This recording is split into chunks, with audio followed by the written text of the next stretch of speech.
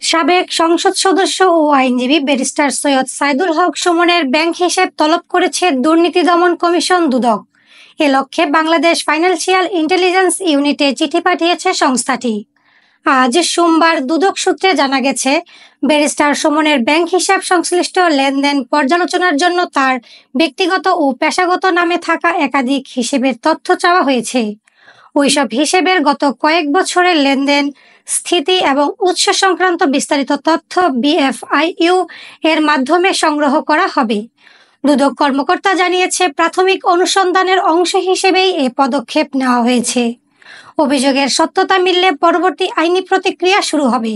হবিগঞ্জ ৪ আসনের সাবেক স্বতন্ত্র সংসদ সদস্য ও বাংলাদেশ সুপ্রিম কোর্টের একজন আইনজীবী। তিনি যুবলীগের কেন্দ্রীয় আইন বিষয়ক সম্পাদক ছিলেন। ছাত্র জনতার আন্দোলনের সময় গেল ১৯ জুলাই রাজধানীর মিরপুরে গুলিবিদ্ধ হন যুবদল নেতা হৃদয় মিয়া। পরে ব্যারিস্টার সাইদুল হক সুমনকে ৩ নম্বর আসামি করে মিরপুর মডেল থানায় হত্যার মামলা হয়। ওই মামলায় গ্রেফতার হয়ে বর্তমানে তিনি কারাগারে আছেন।